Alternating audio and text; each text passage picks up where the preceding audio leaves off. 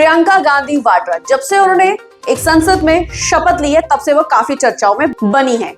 नमस्कार, देवभूमि डेली में आपका स्वागत है और मैं हूं आपके साथ सोनिया मनहास।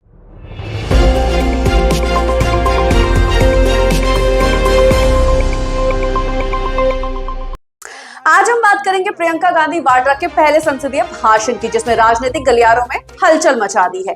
प्रियंका गांधी ने अपने डेब्यू भाषण में प्रधानमंत्री नरेंद्र मोदी को जमकर निशाना साधा है। तो चलिए आपको बताते हैं कि उनके भाषण में मुख्य बातें क्या रही। जोर करने का काम कर रही है।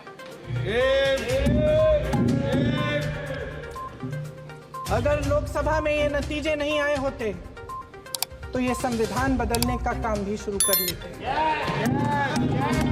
सच्चाई ये है अध्यक्ष महोदय कि आज संविधान बार बार इसलिए कह रहे हैं क्योंकि इस चुनाव में इनको पता चल गया कि इस देश की जनता ही इस संविधान को सुरक्षित रखेगी,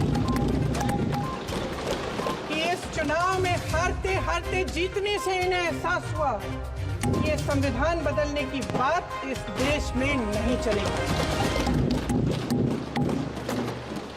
आज जनता की मांग है कि जाति जनगणना हो। सत्ता पक्ष के मेरे साथी ने इसका जिक्र किया। ये जिक्र भी आज इसलिए हो रहा है क्योंकि चुनाव में ये नतीजे आए। ये जाति जनगणना इसलिए जरूरी है ताकि हमें पता चले कि किसकी क्या स्थिति है और नीतियां उस हिसाब से बने। इनकी गंभीरता का प्रमाण ये है कि जब चुनाव में पूरे विपक्ष ने जोरदार आवाज उठाई कि ये जाति जनगणना होनी चाहिए, तो इनका जवाब देखिए।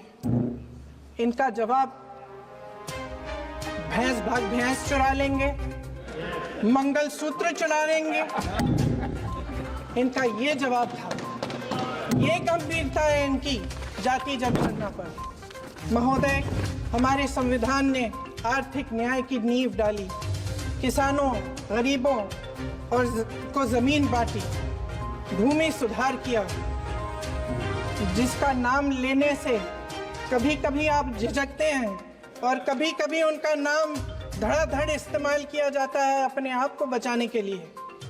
उन्होंने HAL, BHEL, SAL, GAIL, ONGC, NTPC, railways, IIT, IIM, oil refinery, तमाम PSU बनाए।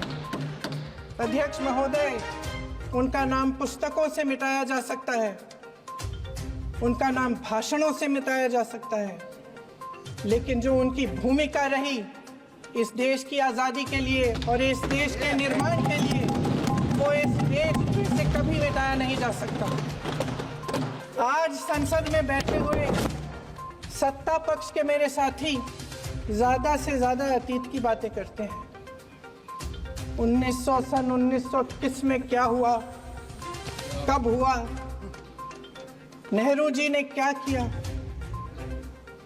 अरे वर्तमान की बात करिए, देश को बताइए आप क्या कर रहे हैं, आपकी जिम्मेदारी क्या है। कि सारी जिम्मेदारी जवाहरलाल नेहरू की है। राजा भेष बदलकर बाजार में आलोचना सुनने जाता था। ये सुनने जाता था कि प्रजा मेरे बारे में क्या कह रही है, मैं सही रास्ते पे चल रहा हूं कि नहीं। लेकिन आज का राजा, भेष तो बदलते हैं आज के राजा, शौक तो है उनको भेष बदलने का, लेकिन ना जनता के बीच जाने की हिम्मत है और ना आलोचना सुनने की।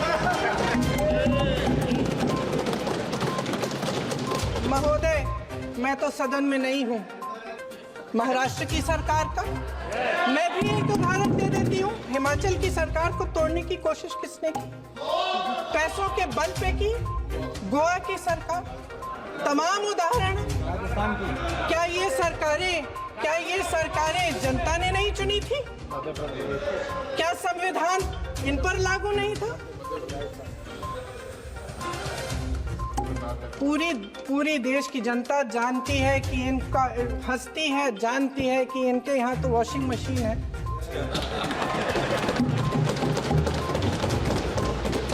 तो यहाँ से वहाँ जाता है, वो धुल जाता है।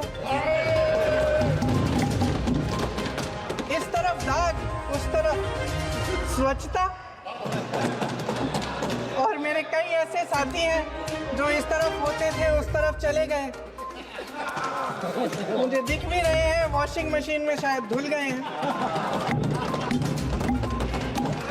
अध्यक्ष महोदय, जहां भाईचारा और अपनापन होता था, जहां हमारे संविधान ने एकता का सुरक्षा कवच दिया था, वहां शक और घृणा के बीज बोए जा रहे हैं। एकता का सुरक्षा कवच तोड़ा जा रहा है। प्रधानमंत्री जी यहाँ सदन में संविधान की किताब को यूं माथे से लगाते हैं, लेकिन संभल में, हाथरस में, मणिपुर में जब न्याय की गुहार आती है, उठती है, तो उनके माथे पे शिकन तक नहीं आती।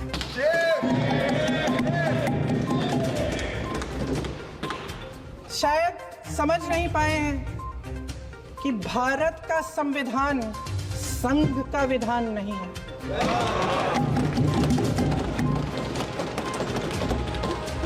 भारत के संविधान ने हमें एकता दी, हमें आपसी प्रेम दिया। उस मोहब्बत की दुकान जिस पर आपको हंसी आती है, उसके साथ करोड़ों देशवासी चले। करोड़ों देशवासियों के दिल में एक दूसरे के लिए प्रेम है, घृणा नहीं है। मेरे सत्ता पक्ष के साथी आज खड़े हुए और तमाम गिनती करने लग गए कि ऐसा हुआ, वैसा हुआ, 1975 में जो हुआ। तो सीख लीजिए ना, आप भी सीख लीजिए। आप भी अपनी गलतियों के लिए माफी मांग लीजिए। आप भी बैलेट पे चुनाव कर लीजिए। आप भी बैलेट पे चुनाव कर लीजिए। दूध का दूध, पानी का पानी हो जाएगा। आप राजनीतिक न्याय की बात करते हैं, सरकारों को पैसों के बल पर गिरा देते हैं।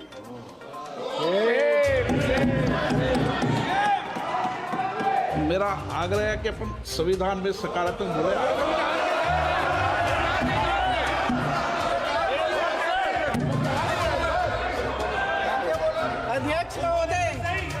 अध्यक्ष महोदय, सत्ता पक्ष के हमारे साथी ने एक उदाहरण दिया उत्तर प्रदेश की सरकार का, तो मैं भी एक उदाहरण दे देती हूँ महाराष्ट्र की सरकार का। मैं भी एक उदाहरण दे देती हूँ हिमाचल की सरकार को तोड़ने की कोशिश किसने की, पैसों के बल पे की, गोवा की सरकार। तमाम उदाहरण। क्या ये सरकारें जनता ने नहीं चुनी थी? क्या संविधान इन पर लागू नहीं था? पूरी देश की जनता जानती है कि इनका हस्ती है, जानती है कि इनके यहाँ तो वॉशिंग मशीन है।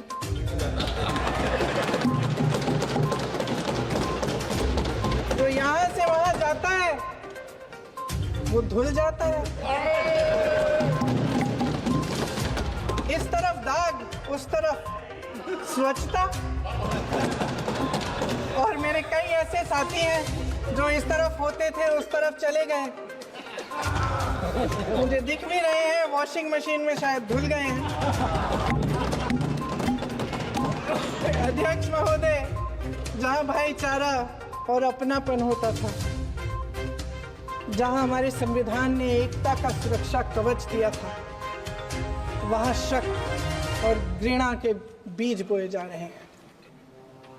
आप नारी शक्ति की बात करते हैं, आज चुनाव की वजह से शायद इतनी बातचीत हो रही है नारी शक्ति के बारे में, क्योंकि हमारे संविधान ने महिलाओं को यह अधिकार दिया, उनकी शक्ति को परिवर्तित किया वोट में। और आज आपको पहचानना पड़ रहा है कि महिलाओं के बिना, कि नारी शक्ति के बिना ये सरकारें नहीं बन सकती हैं। इसीलिए आज आप नारी शक्ति की बातें दोहरा रहे हैं। जो आपने नारी शक्ति का अधिनियम लाए हैं उसको लागू क्यों नहीं करते? वो 10 साल बाद लागू क्यों होगा? क्या आज की नारी 10 साल इंतजार करेगी उसके लागू करने के लिए? क्या बात है, क्या बात है।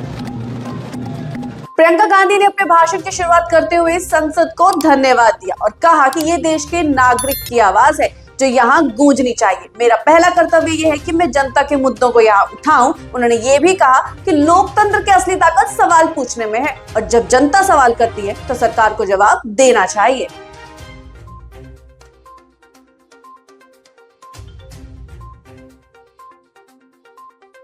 प्रियंका गांधी ने प्रधानमंत्री मोदी पे सीधे तौर पर निशाना लेते हुए कहा, प्रधानमंत्री जी, आपके भाषण में हर बार 10 साल पहले वाली बातें होती है, लेकिन जनता 10 साल के बाद की योजनाओं का इंतजार कर रही है।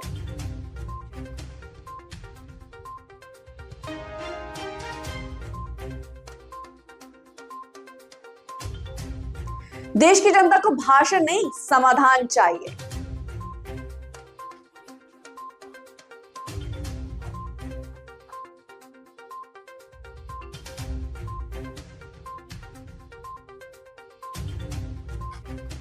प्रियंका गांधी ने प्रधानमंत्री से सीधे तौर पे सवाल किया। उन्होंने पूछा कि महंगाई का बोझ जनता पे क्यों बढ़ रहा है, बेरोजगार युवा को रोजगार कब मिलेगा।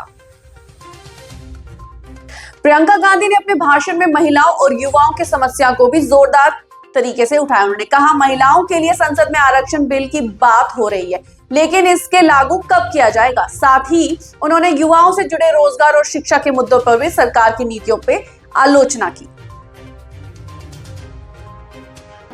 प्रियंका गांधी ने अपने परिवार पे होने वाले राजनीतिक हमलों का भी जवाब दिया। उन्होंने कहा, गांधी परिवार पे हमला करना आसान है, लेकिन याद रखिए हमारे परिवार ने इस देश की लिए बहुत सारी कुर्बानियां दी हैं। हम आलोचनाओं से डरने वाले नहीं है, बल्कि जनता के अधिकारों के लिए लड़ते रहेंगे। प्रियंका गांधी ने अंततः अपने भाषण में यह कहा कि यह संसद देश के करोड़ों लोगों की आशाओं का प्रतीक है। हमें उनके भरोसे को टूटने नहीं देना चाहिए। सरकार से मेरा अनुरोध है कि जनता की समस्याओं की प्राथमिकता दी जाए, वरना जनता जवाब लेना जानती है। तो प्रियंका गांधी का ये भाषण उनके राजनीतिक करियर का एक बड़ा कदम माना जा रहा है। उन्होंने बड़े ही आत्मविश्वास और दमदारी शैली से विपक्ष की आवाज को मजबूती दी है। क्या ये भाषण 2024 की रणनीतियों को नया मोड़ देगा? इस पर आपकी क्या राय? हमें जरूर बताएं। फिलहाल के लिए बने रहिए देवभूमि डेली के साथ। नमस्कार।